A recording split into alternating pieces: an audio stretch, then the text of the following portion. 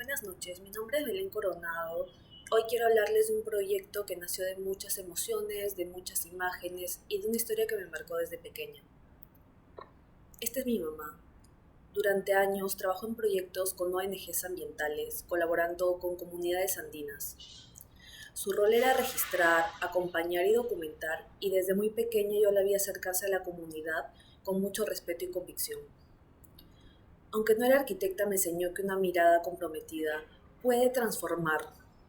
Como dice Anna Heringer, la arquitectura es una herramienta para mejorar vidas. En mi caso, esa herramienta nace de observar, de no ser indiferente y de entender que todo diseño empieza por escuchar.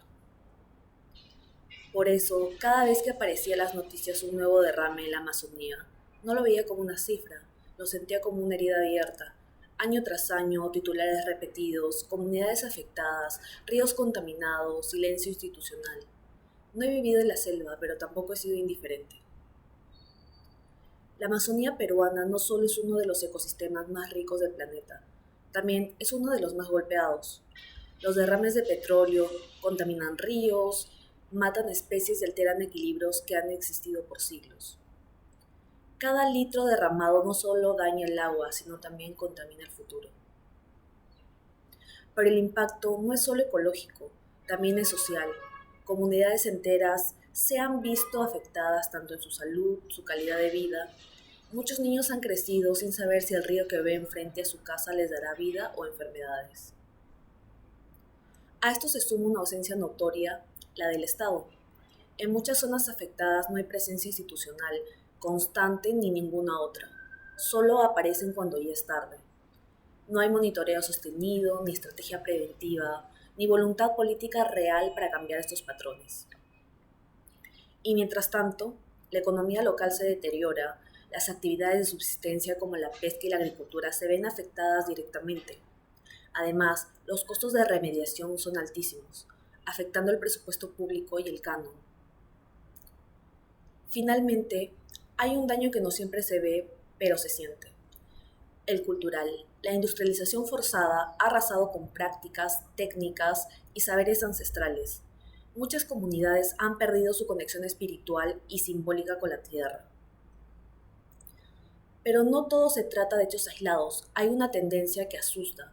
Durante los últimos años, los derrames no solo han continuado y han contaminado, se han intensificado. La media histórica ya era alarmante, pero entre el 2020 y el 2023, picos nunca antes vistos.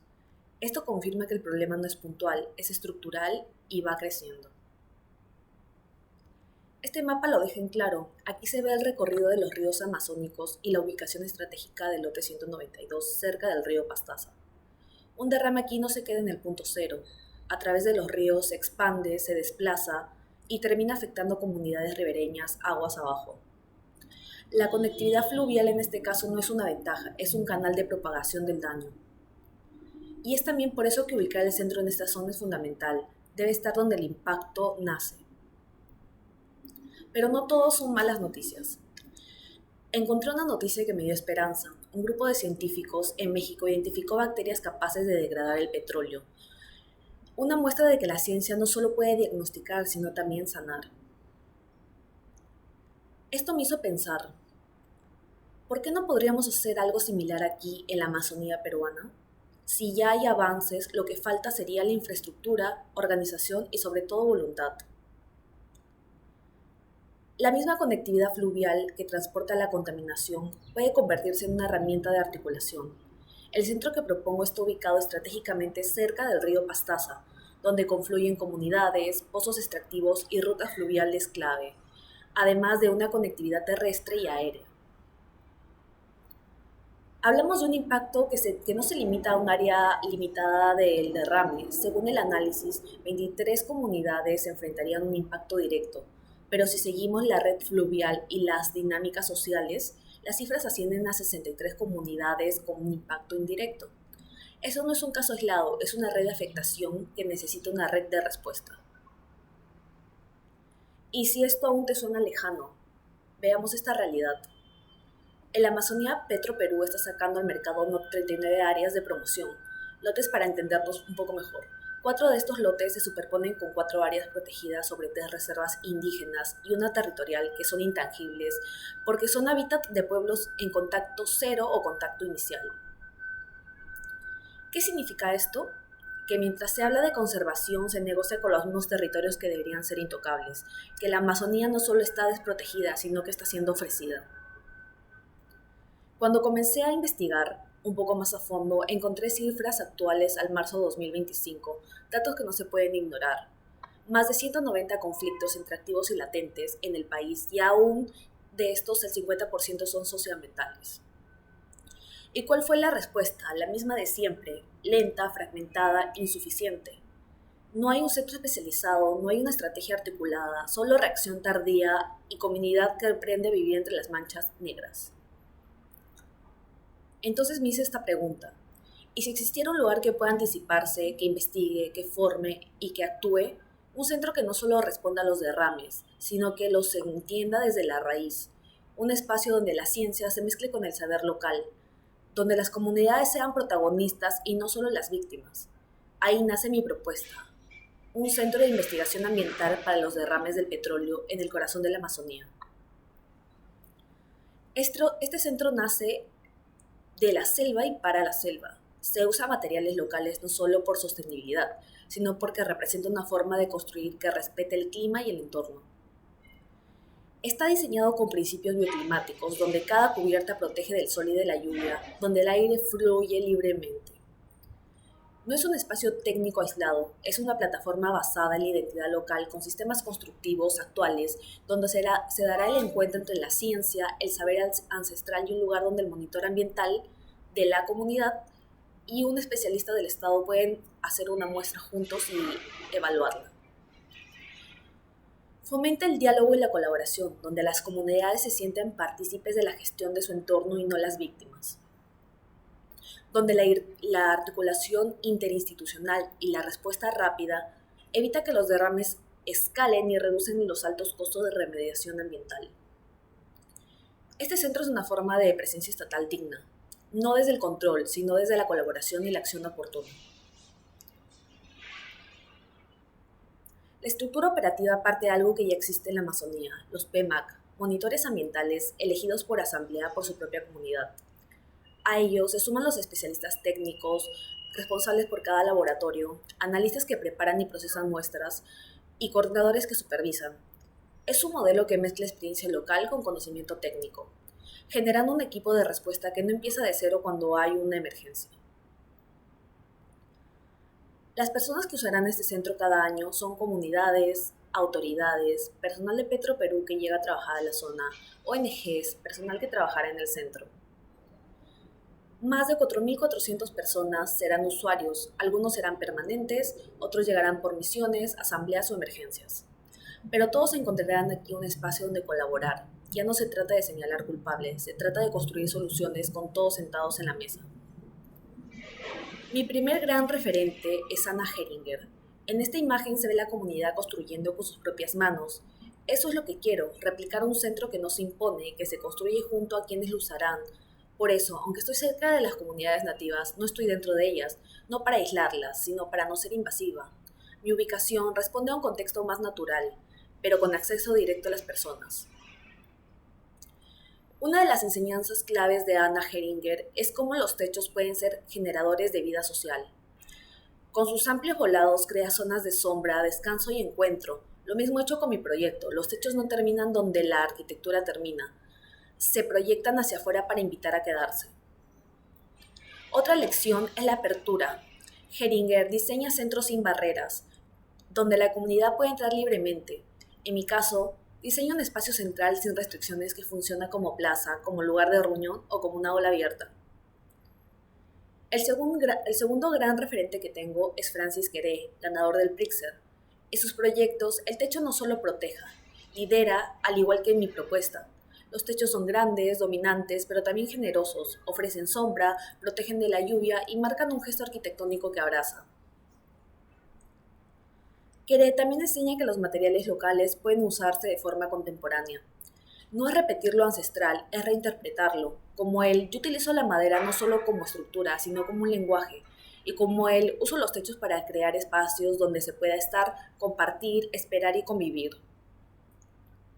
Una de las innovaciones más conocidas es el doble techo, uno perforado para ventilar y otro que protege. Yo no hago un doble techo, pero sí reinterpreto esa lógica. Mis techos son a dos aguas, más inclinados por la lluvia, y juego con destajos que cambian de pendiente, aperturas sutiles, que permiten que pase la luz, el viento, pero no la lluvia. Así genero confort sin climatización artificial. Los cerramientos son celosías con mosquiteros y en los bloques de investigación uso paneles frigoríficos, pero con la misma estructura general de madera, techos generosos y condición visual con la naturaleza.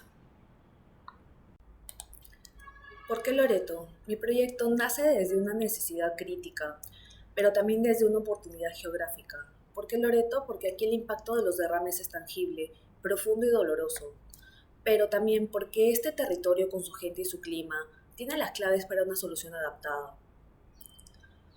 Como conclusión, Loreto no solo es el epicentro de los derrames petroleros amazónicos, sino que también es un lugar que lo tiene todo: gente, clima, conexión fluvial, territorio y urgencia, para repensar la arquitectura ambiental desde el territorio. Desde un inicio entendí que este centro no podía limitarse a espacios técnicos, necesitaba un corazón comunitario, un lugar donde las personas pudieran reunirse, compartir y decidir. Por eso estoy proyectando una maloca, inspirada en su valor cultural en la Amazonía, pero pensada como un espacio funcional y activo. No será un símbolo decorativo, estará al centro y será el primer espacio que reciba a quienes llegan. En ella podrán desarrollarse capacitaciones, talleres, asambleas, reuniones entre técnicos y comunidad. La maloca que propongo busca convertirse en un espacio de cohesión social, donde el conocimiento se transmite y se comparte. Es ahí donde imagino que la ciencia se encuentra con la comunidad, en esa estructura simple y abierta. La arquitectura deja de ser protagonista para convertirse en un escenario de diálogo, de respeto y de aprendizaje mutuo. Es por ello que cuando me pregunté cómo debería funcionar este centro, no empecé desde la arquitectura, sino desde las personas que lo harán posible. Investigué al PMAC, el Programa de Monitoreo Ambiental Comunitario. Desde su página web y reportes entendí que su trabajo no es solo tomar muestras. Ellos monitorean en campo, informan a sus comunidades, capacitan, transportan muestras y reportan a la OEFA. Entonces, el centro debería tener espacios no solo para análisis técnico, sino también para formación, reunión, transferencia de información y resguardo seguro de materiales y registros. Pero también debería responder a un principio importante: estar en contacto con la naturaleza. No podían ser espacios cerrados, indiferentes al entorno, tenía que ser espacios que conecten con el paisaje amazónico, que invite a quedarse, a aprender y a compartir. Mientras desarrollaba este proyecto, tuve la oportunidad de trabajar en una constructora que participó en el diseño y construcción de la nueva sede de la OEFA, que es el organismo de evaluación y fiscalización ambiental. Esa experiencia me permitió conocer de cerca cómo se estructura operativamente una institución dedicada al monitoreo ambiental, qué flujos internos maneja, cómo se ve en el plano las circulaciones horizontales, marcadas por el color rosa como se ve en el plano, y las verticales por el color rojo, y sobre todo qué requerimientos técnicos deben cumplirse. Comprendí que el monitoreo no es una acción puntual, sino un proceso sistemático y riguroso, donde intervienen diferentes actores y etapas, desde la recepción de muestras hasta su validación, análisis, almacenamiento y comunicación de resultados. Esta comprensión fue clave para organizar el programa arquitectónico. Así se definieron los bloques funcionales del centro: un área técnica de laboratorios que funcionen con flujos limpios y sucios, con ambientes diferenciados por flujo de análisis, ventilación natural cuanto sea posible y paneles de control térmico donde sea necesario, que en este caso está en color azul, la parte de los laboratorios. Una zona de recepción, preparación y almacenamiento que actúe como filtro entre el ingreso y los laboratorios, que en el plano está de color morado.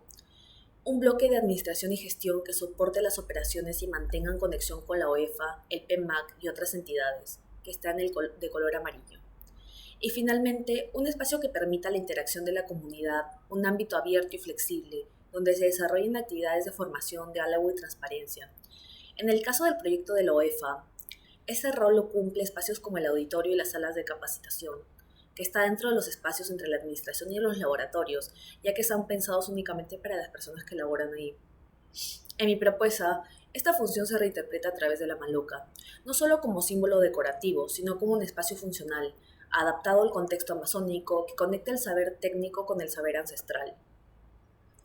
Esta última zona es clave porque si bien el objetivo técnico es vigilar el ambiente, el objetivo social es reconstruir la confianza entre el Estado y la comunidad. Y eso solo se logra con espacios abiertos y accesibles y simbólicamente potentes. Por eso, la maloca no es periférica, está al centro, así el centro que propongo no solo responde al flujo de muestras, sino también al flujo de confianza, información y comunidad. En resumen, este es el programa que plantea la OEFA. Estos son los criterios que yo adaptaré a mi proyecto: la dimensión de espacios, la lista de equipos, cómo gestionan sus residuos y cómo son sus protocolos estándar para regirme dentro de la norma técnica de salud e infraestructura hospitalaria del MINSA para establecimientos tipo 2. Y este sería mi programa según mis referentes. Tengo una zona comunitaria donde está la maloca como espacio central. Sería un área de exposición o reunión abierta que se reinterpreta como el auditorio de la OEFA. Recepción y logística, la recepción de muestras, almacén de materiales y acceso técnico. Me guío del flujo de la OEFA. Laboratorio físico y químico como parte de laboratorios técnicos, además del ecocitológico y el microbiológico. Me guío de las exigencias técnicas para monitoreo según la OEFA. También tengo bloques de administración, donde están las oficinas, las salas de reuniones, espacios de coordinación institucional, organización institucional, la OEFA. Me guío de eso. Zona de alojamiento. Alojamiento para monitores comunitarios, PMAC. Alojamiento para especialistas. La necesidad nace porque tiene una ubicación remota. Cafetería y comedor. Cocina, comedor interno, área de descanso informal. La necesidad nace por la permanencia prolongada. Y apoyo y servicios, baños, almacenes, espacios técnicos, requisitos funcionales y básicos de cualquier proyecto. Para determinar el lugar donde llevaría a cabo este centro, partí de una premisa clara: diseñar un centro en una de las zonas más afectadas por los derrames de petróleo en la Amazonía peruana. Para ello, me guié de la cercanía a los lotes más importantes de extracción de la zona, al lote 192 y el lote 8. Involucran 3 cuencas y ríos importantes: Río Pastaza, Río Corrientes y Río Tigres. Buscaba un lugar que garantice accesibilidad fluvial permanente, cercanía real a la comunidad impactada, potencial de integración con infraestructura existente y, si era posible, algún tipo de conexión terrestre o aérea. Con esos criterios evalué 3 opciones principales: la cuenca del río Corrientes, la del río Tigre y la del río Pastaza, como se ve en este cuadro. Y bueno, ¿por qué no el río Tigre? La zona del río Tigre presenta un menor número de comunidades directamente afectadas y una conectividad muy limitada. Si bien hay presencia de pasivos ambientales, su localización dispersa y el acceso dificultoso limitan el impacto real del centro. ¿Por qué no el río Corrientes? La cuenca del río Corrientes es relevante, pero tiene desafíos importantes: mayor riesgo de inundación, baja cobertura de telecomunicaciones y menor presencia de infraestructura básica. Además, muchas comunidades están más dispersas y menos organizadas a nivel funcional.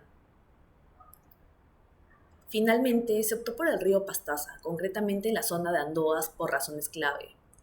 Tiene conexión fluvial directa y constante, está rodeado por más de 20 comunidades afectadas que ya participan en procesos de monitoreo ambiental. Y lo más importante, cuenta con una pista de aterrizaje. Esto lo convierte en un nodo estratégico para el ingreso de personal especializado, equipamiento científico o incluso evacuación de emergencia. Pocos lugares remotos en la Amazonía ofrecen esta posibilidad.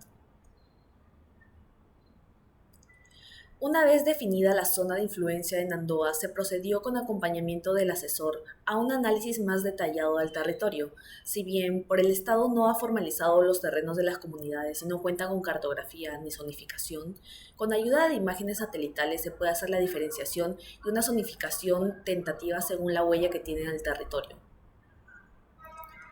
El análisis nos evidenció varias zonas perdidas de cobertura vegetal, que fueron priorizadas para evitar nueva deforestación, de las cuales hizo un análisis para determinar cuál terreno era más conveniente. Uno de los factores decisivos en la selección fue su ubicación sobre el eje vial que conecta las tres cuencas más importantes de la zona: Pastaza, Corriente y Tigres. Esta vía no solo garantiza articulación logística, sino también integración territorial. Además, se considera criterios estratégicos como la cercanía al lote 192, que es el epicentro del conflicto ambiental, la proximidad al aeródromo de Andoas, la presencia cercana de comunidades nativas activas. Estos elementos aseguran accesibilidad técnica y participación social directa. Sobre este territorio se analizaron distintos predios, considerando siempre su inserción en un tejido comunitario. La cercanía a las comunidades no solo facilitará su involucramiento en la construcción, sino también en el mantenimiento y la sostenibilidad del proyecto. Finalmente, se evaluó que en el terreno mantuviera una distancia prudente respecto a las zonas de inundación y del río. Esto garantiza una implantación segura con menor riesgo hídrico durante las crecidas estacionales.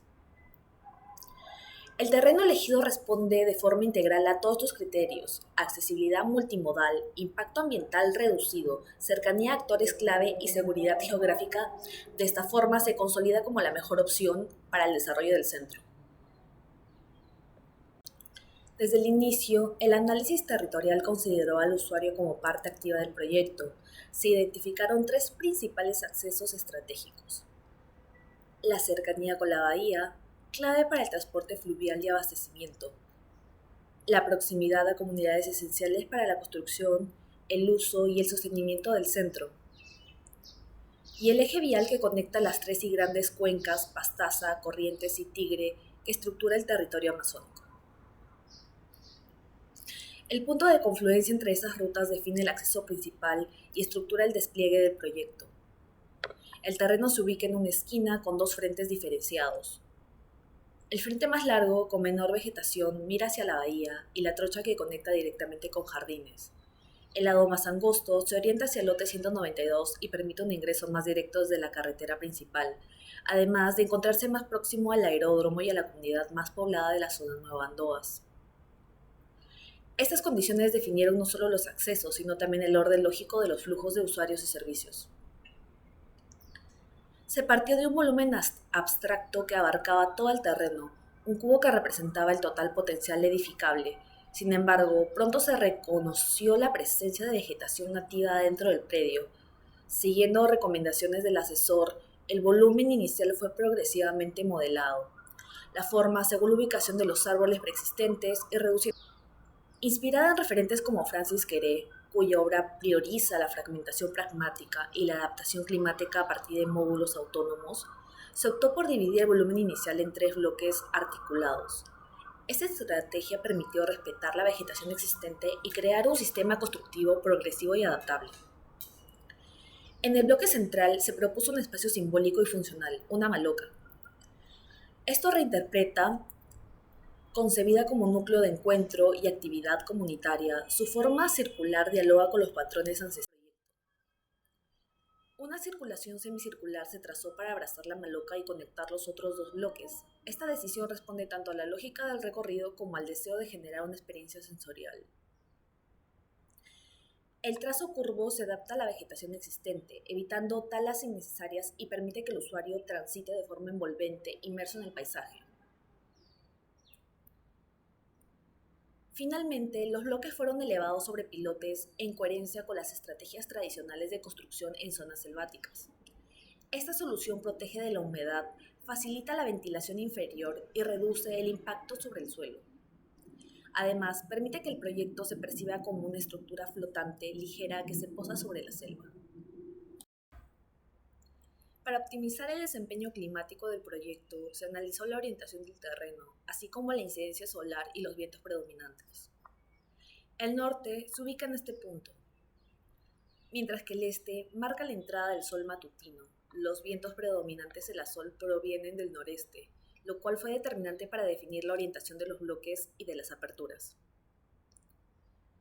En esta etapa del diseño se consolidó la maloca central como un núcleo simbólico y funcional del proyecto, abrazada por una circulación semicircular que articula las dos zonas aún más masivas a cada lado.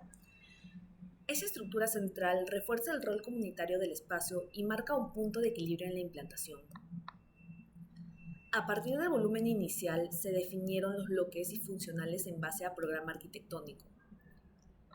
En la zona izquierda del proyecto está la más próxima a la bahía, al río y a la carretera que conecta a la comunidad Jardines.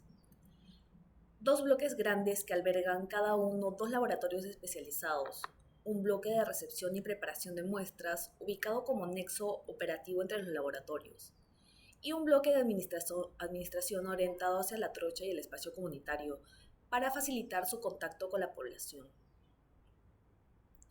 La zona derecha está más inmersa en la vegetación, alberga los alojamientos del personal y una cafetería-comedor orientada hacia la trocha. Esta distribución asegura privacidad para quienes viven en el centro. El espacio central donde se ubica la maloca se consolida como nodo articulador. Desde ahí se organiza la conexión con ambos sectores laterales y se proyecta la apertura hacia la trocha. Desde ese nodo central se trazaron ejes radiales que orientan el emplazamiento de los bloques. Esta decisión busca distribuir de manera equilibrada los usos, respetar la vegetación existente y permitir una expansión controlada del centro. Se determinó que el ingreso principal se daría desde la trocha, conectando directamente con el espacio central. A partir de este punto se establecen accesos tangenciales, uno hacia la administración y otro hacia la cafetería. Ambos bloques funcionan como portales de entrada secundaria y zonas de primer contacto para el público general. A través de una circulación integradora se filtran los recorridos hacia las zonas más privadas, como los laboratorios y los alojamientos. Desde esta circulación nacen dos ejes principales: el eje operativo, que une las zonas técnicas, lado izquierdo, y el eje de habitabilidad, que articula las áreas de descanso y alimentación, el lado derecho. Los vientos del noreste fueron claves en la orientación de los bloques. Se buscaron aperturas cruzadas y distribución en abanico para maximizar la ventilación natural. La fragmentación de los bloques unidos por una circulación fluida permite que el viento penetre y fluya entre los espacios, conectando arquitectura y paisaje. A partir de los ejes principales, se trazaron circulaciones secundarias que conectan todos los bloques funcionales del centro. Estas rutas responden al recorrido del usuario técnico y del usuario local, evitando cruces innecesarios y facilitando el mantenimiento del orden funcional. El sistema de ingreso se definió según los tipos de usuarios: un ingreso peatonal y vehicular de uso exclusivo del peatonal técnico, cercano a la bahía; un ingreso público ubicado en la administración destinado a usuarios de la comunidad que buscan apoyo, información o registro de muestras por iniciativa propia; un ingreso independiente a la cafetería planteado con la idea de tercerizar su operación, promoviendo empleo y sostenibilidad económica; y un acceso más informal desde el espacio comunitario pensado para comensales locales que compartan actividades colectivas o culturales en la maloca. Es así que además propongo que mis techos respondan al contexto y clima natural, teniendo como primera idea el techo a dos aguas. Es así que quedan las circulaciones. En esas imágenes podemos visualizar desde el ingreso principal. La lectura del proyecto se organiza a partir de una composición abierta donde los techos adquieren protagonismo como gesto formal y climático, inspirados en referentes como Queré y las estructuras vernáculas amazónicas. Los techos no solo protegen, articulan, conectan y expresan la lógica funcional del centro. Bajo la guía de mi asesor, el proyecto evolucionó desde una idea masiva hacia una implantación fragmentada pero articulada, donde cada bloque responde a una función específica, pero se conecta mediante una circulación techada e integradora que estructura el recorrido y refuerza el vínculo con el entorno. La maloca central se posiciona como símbolo y espacio de cohesión comunitaria. A partir de ella se ordenan los ejes funcionales y sociales del proyecto, reflejando la importancia de la participación local, no solo el uso, sino también en construcción y sostenibilidad del centro.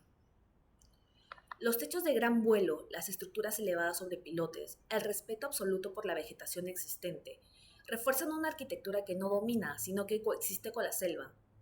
Una arquitectura que entiende que habitar en la Amazonía no es resistir, sino escucharla, adaptarse y aprender de ella. Así es que esta propuesta no solo busca resolver un programa técnico, sino también dar una respuesta ética, climática y cultural, construyendo un espacio que articula ciencia, territorio y comunidad.